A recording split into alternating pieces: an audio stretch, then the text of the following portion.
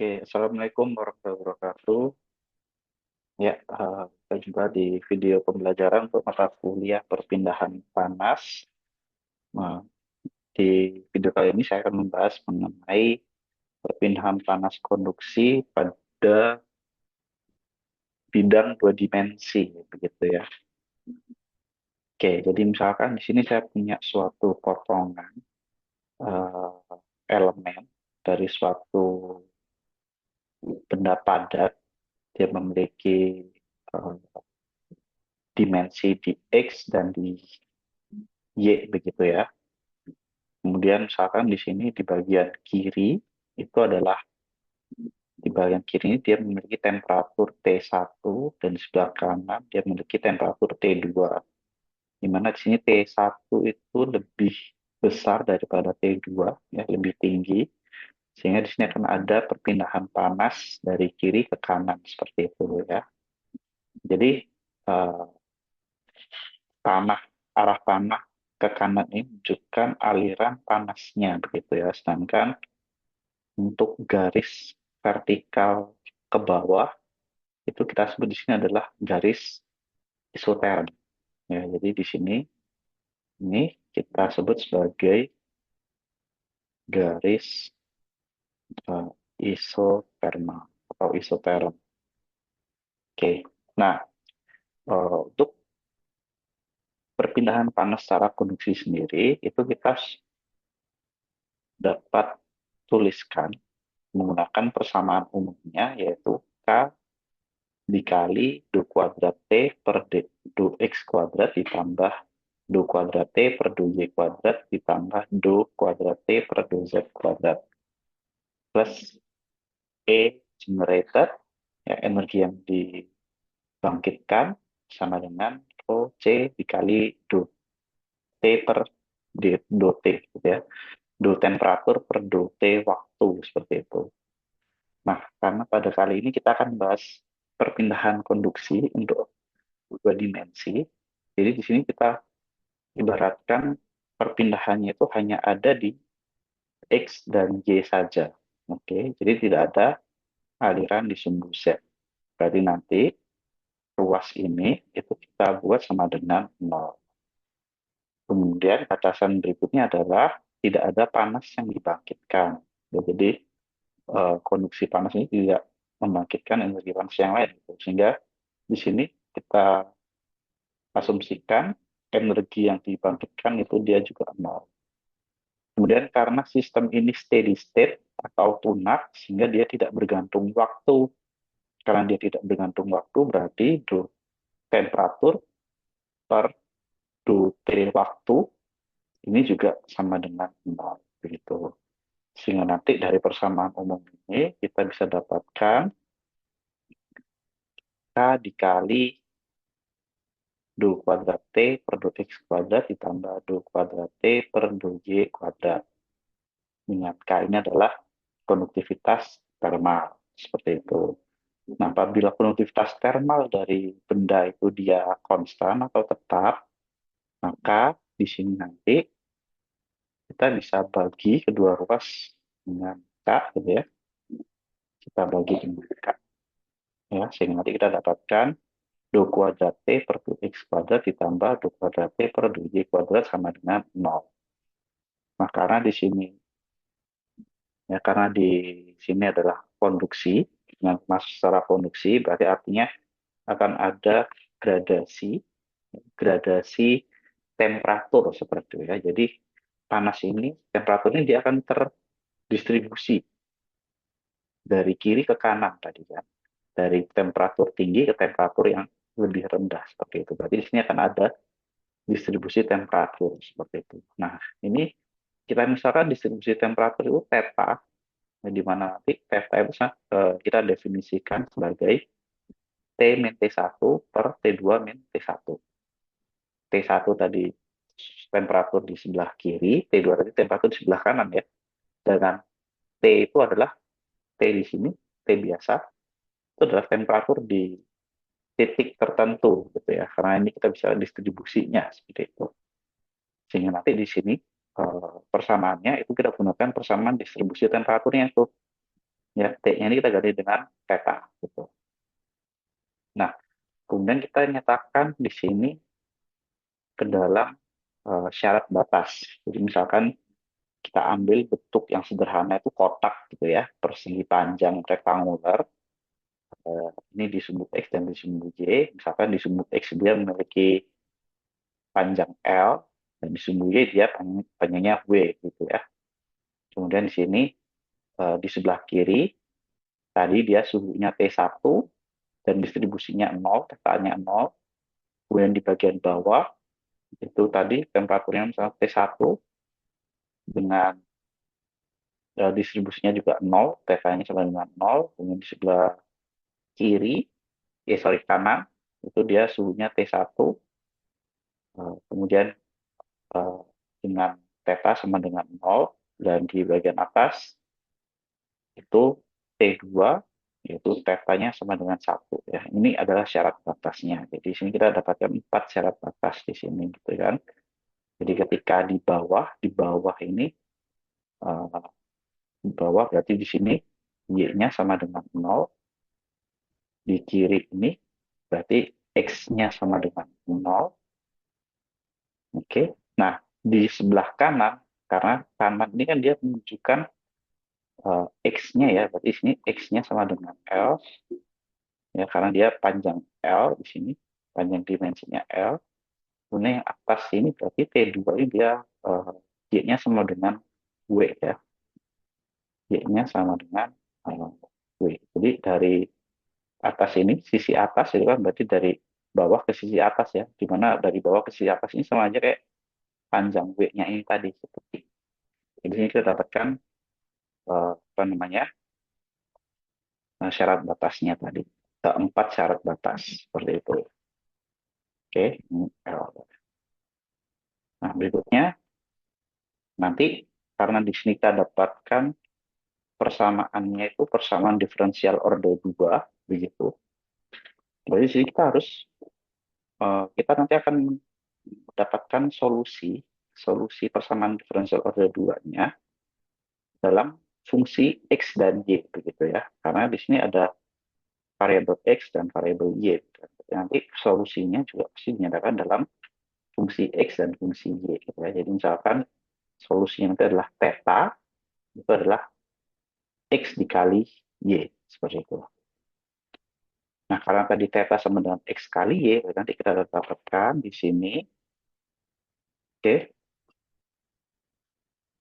itu di sini adalah nanti 2 kuadrat XY dibagi dengan 2X kuadrat, ditambah 2 kuadrat XY dibagi dengan 2Y kuadrat. Seperti itu ya. Karena tadi, apa namanya, tetanya itu tadi adalah XY. Seperti itu. Nah, dari sini kemudian kita eh, karena di sini ada X dan Y gitu ya. Ini ada X dan Y, ini juga ada X dan Y. Berarti variabel yang sama kita satukan gitu ya. Sehingga nanti Y ini itu nanti bisa keluar. Di sini X-nya nanti yang keluar gitu ya. Karena di sini kita turunkan terhadap Y. Yang ini kita turunkan terhadap X, berarti Y-nya bisa keluar ya. Nanti kita dapatkan Y dikali D kuadrat X per DX kuadrat ditambah X dikali D kuadrat Y per DY kuadrat. Nah, di sini karena sudah variabel yang sama, maka di sini turunannya kita udah nggak pakai turunan parsial lagi, tapi kita pakai turunan biasa, ya pakai D, bukan pakai itu. Nah, jadi di sini kita dapat Y dan X. Nah, karena di sini variabelnya masih terpisah ya, ini Y dikalikan dengan turunan kedua X, ini X dikalikan dengan turunan kedua Y, seperti itu. Nah, berarti di sini kita perlu kelompokkan variabelnya. X dengan X, Y dengan Y. Seperti itu. Nah, gimana caranya? Ini kita bagi semuanya. Kita bagi dengan X, Y. Begitu. Nah, jadi di sini kita bagi kedua ruas dengan X, Y ya. Sehingga nanti ini Y dibagi X, Y kita dapatkan 1 per X. Yang ini tadi X dibagi X, Y kita dapatkan 1 per Y. Begitu. Nah, kemudian di sini 1 per Y dikali D kuadrat Y per D kuadrat kita pindah ke kanan. perluas kanan, sehingga kita dapatkan nanti 1 per X, D kuadrat X per DX kuadrat sama dengan min 1 per Y dikali D kuadrat Y per DJ kuadrat. Nah, ini 1 per Y D kuadrat Y per D kuadrat ini yang saya kotak. Yang saya kotak ini, itu kita misalkan dia adalah K kuadrat. Ya. Sehingga nanti kita dapatkan persamaannya berubah menjadi 1 per X D kuadrat X per DX kuadrat sama dengan min K kuadrat. Seperti itu ya. Tadi karena di sini saya misalkan K kuadrat. Nah, ini kemudian kita kalikan kedua ruas dengan X begitu. Dengan X. Yang nanti kita dapatkan D kuadrat X per DX kuadrat sama dengan min K kuadrat X. Pindah ruas, nanti kita dapatkan seperti ini. Ya. Nah, bentuk ini bisa saya tuliskan ulang menjadi X double dot ditambah K kuadrat X sama dengan 0. Jadi turunan kedua ini itu kita tuliskan sebagai X double dot. Ya. Artinya dia adalah fungsi X diturunkan 2 kali, gitu ya, turunan kedua. Gitu ya. Nah, bentuk ini itu tidak lepas dari persamaan umum dari persamaan diferensial order 2 seperti itu. Jadi persamaan diferensial order 2 itu dia punya persamaan yaitu A dikali Y double dot ditambah B dikali Y aksen, Y double aksen tambah B kali Y aksen ditambah C kali Y sama dengan 0. Atau karakteristiknya adalah A lambda kuadrat ditambah B lambda plus C sama dengan 0.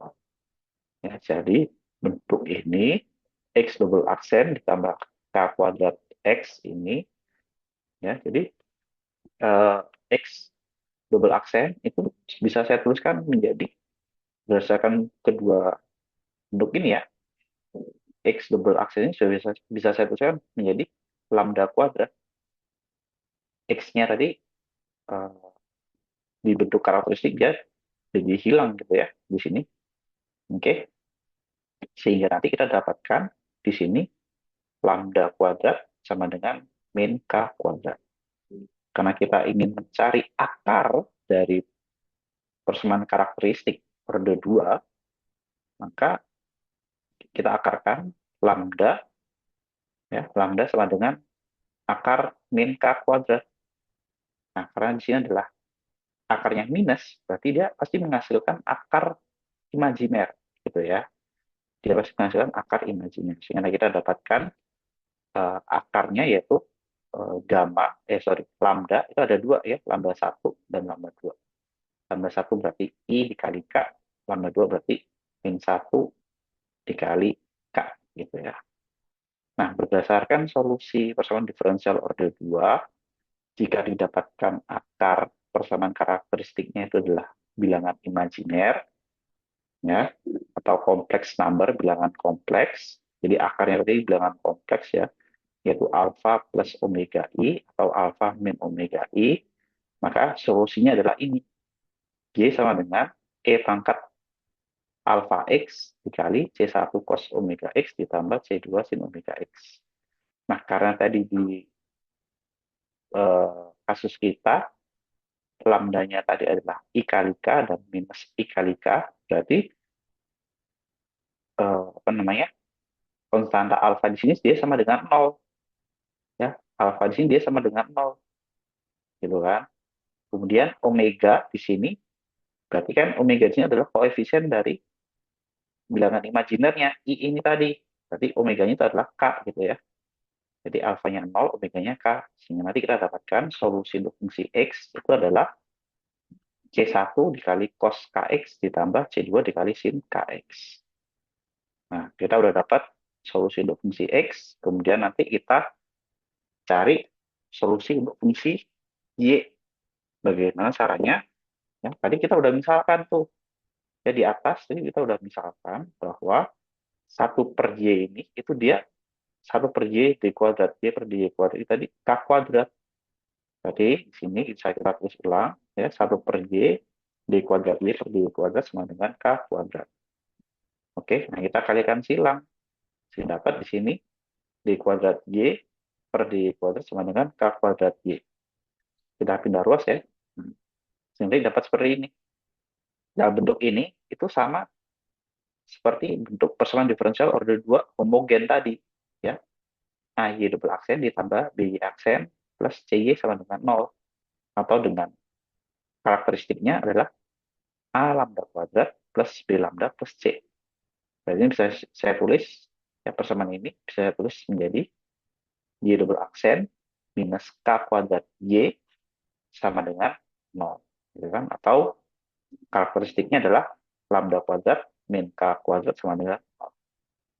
Ini pindah ruas, mendapatkan lambda kuadrat sama dengan K kuadrat.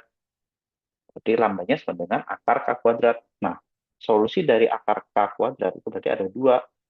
Ya, pertama, K-nya positif atau K-nya dia negatif. Seperti ya, karena K kali K itu hasilnya adalah sama K kuadrat, min K dikali min K juga hasilnya sama K kuadrat gitu ya. Jadi dua-duanya menghasilkan K kuadrat gitu. Di sini kita dapatkan dua akar. Akar pertama K, akar kedua minus K gitu ya.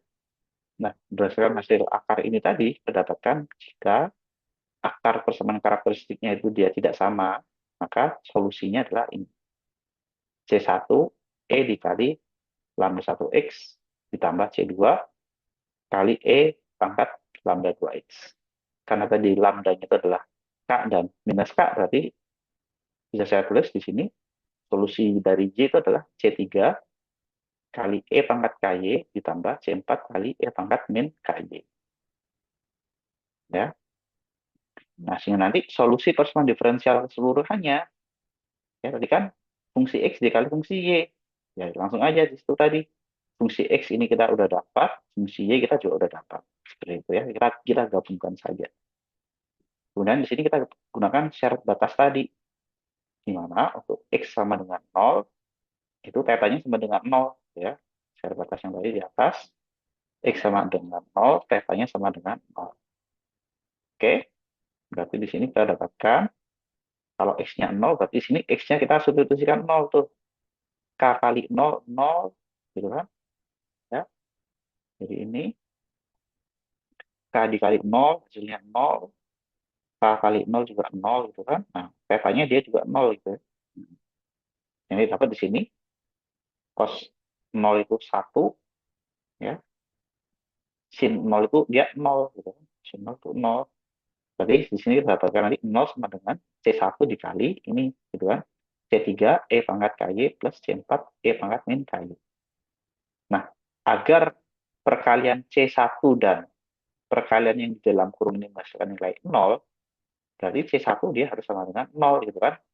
Karena kalau yang di dalam kurung dia juga 0, gitu kan, nah itu nanti tidak menghasilkan informasi apa-apa, gitu.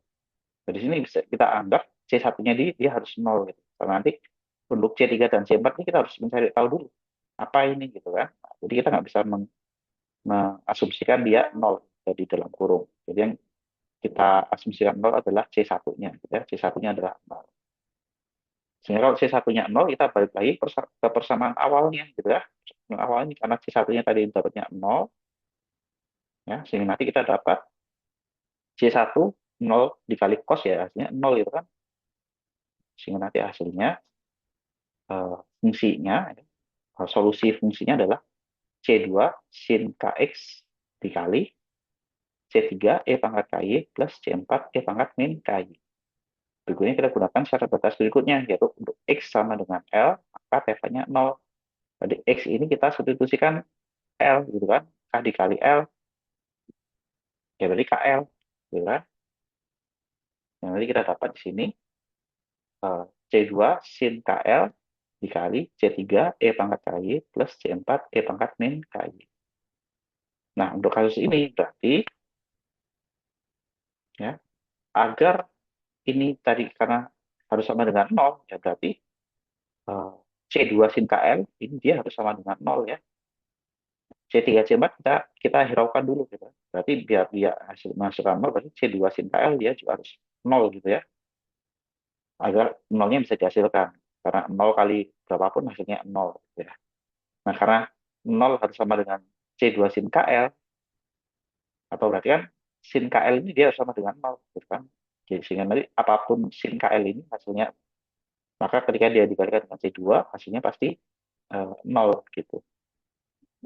Nah, kalau sin KL itu harus nol, sin dia bisa bernilai nol itu apabila dia n pi-nya ya, dia itu sama dengan n dikali pi, dengan syarat n itu dia bilangan bulat, satu, dua, tiga, empat, dan seterusnya gitu ya. Nah, kalau misalkan n-nya itu ini, dia pasti menghasilkan nilai nol gitu kan. Sin pi, sin 2 pi, sin 3 pi, sin 4 pi, itu semua menghasilkan nol gitu kan. Atau kita tuliskan dalam umumnya itu n dikali pi. Nah, karena nol tadi bisa dihasilkan dengan sin dari n pi gitu kan, berarti sin np sama dengan sin kl. Karena kita mau nyari yang ada di dalam sin ini, berarti np sama dengan kl. Nah, ini bisa kita definisikan sehingga nanti dapat definisi dari k di sini itu adalah np per l. Ya, jadi k ini nanti bisa kita ganti dengan np per l. Sehingga nanti kita dapat solusi xy, theta xy itu adalah C2 sin dikali C2 sin np per l dikali x dikali C3 E pangkat KY ditambah C4 E pangkat min KY. Kemudian kita cek lagi nih yang Y-nya ya. Dengan share batas tadi Y sama dengan 0, maka theta-nya juga sama dengan 0. Nah, sehingga nanti kalau Y-nya sama dengan 0, oke, berarti sini ini K kali Y ini dia 0, minus K dikali ini juga 0 ya. Jadinya E pangkat 0 ini juga E pangkat 0 ya. Berapapun bilangan dipangkatkan 0 hasilnya pasti 1 gitu ya.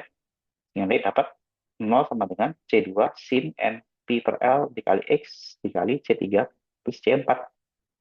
Nah, agar ini dia sama dengan 0, berarti kan C3 plus C4 dia harus sama dengan 0, gitu kan? Kalau misalnya tadi C2 bla bla ini harus 0 kan tadi udah didefinisikan, gitu kan? Nah, berarti agar 0 ini bisa dihasilkan, maka C3 plus C4 ini juga keduanya ini harus sama dengan 0. Sehingga 0 sama dengan C3 plus C4.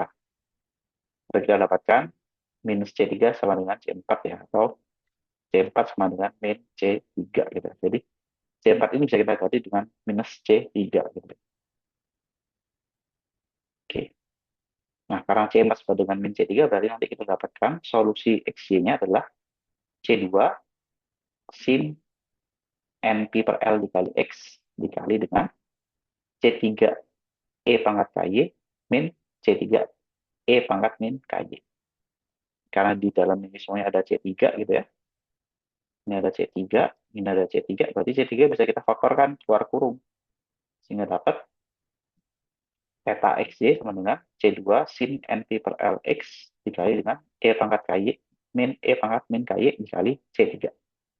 Nah, ini bentuk eksponensial ini itu bisa kita ganti dari sini, di mana sin hiperbolik X sama dengan E pangkat X min E pangkat min X per 2. Karena ini udah ada E pangkat sesuatu dikurangi E pangkat minus sesuatu gitu ya. Berarti kan di sini bisa kita ubah dari sin hiperbolik ini. Kita ubah jadi di mana ini kita kalikan 2 semuanya. Sehingga dapat sin hiperbolik X kali 2 jadinya 2 sin hiperbolik X. E pangkat X min E pangkat min X per 2. Kita kalikan 2. Ya. Saling menghilangkan ya. Yang dapat hasilnya E pangkat X min E pangkat min X. Gitu. Nah, karena tadi X-nya tadi kita ganti dengan ini ya, KY gitu ya. Sesuatu yang ada di sini KY gitu ya. Berarti 2 sin hiperbolik KY sama dengan E pangkat KY min E pangkat min KY. Oke. Jadi di sini kita ganti dengan 2 sin hiperbolik KY. Nah, sehingga nanti solusinya adalah theta XY sama dengan C2 sin NP per LX dikali 2 sin hiperbolik KY dikali C3. Nah, di sini kita dapatkan ada beberapa koefisien nih. Pertama ada koefisien C2, ada 2 sama C3. Jadi bisa kita gabung nih, 2C2 C3, ya 2 dikali C2 dikali C3 dikali sin NP per Lx dikali sin hiperbolik. K-nya tadi kita ganti juga dengan NP per L, gitu kan? NP per L kali Y. Gitu kan? Nah, 2C2C3 ini kita definisikan menjadi suatu koefisien yang baru. Misalkan kita ubah koefisien menjadi C gitu ya. Yang kita dapat theta xc sama dengan C dikali sin NP per Lx dikali sin hiperbolik NP per L Y. Nah, karena ini adalah sistem uh, dua dimensi, dan tadi uh, di dalam sistem dua dimensi ini itu kita bisa bagi menjadi elemen-elemen kecil, maka bisa jadi di sini nanti dia akan ada banyak sekali gitu kan distribusinya gitu kan, temperaturnya menjadi dibagi dengan elemen-elemen kecil. Kalau dia dibagi dengan elemen-elemen kecil, berarti di sini C-nya kita gunakan Cn gitu ya, karena dia ada banyak elemen. Kemudian di sini kita tambahkan sigma ya. Sehingga nanti solusi akhirnya adalah theta xd sama dengan sigma n sama dengan 1 sampai tak hingga Cn dikali sin NP per Lx dikali sin hiperbolik NP per L. Jadi ini adalah solusi untuk persamaan diferensial konduksi distribusi temperatur pada dua dimensi. Itu aja dari saya. Terima kasih. Mohon maaf jika ada kesalahan atau kekurangan data. Kita jumpa lagi di video-video yang lain. Assalamualaikum warahmatullahi wabarakatuh.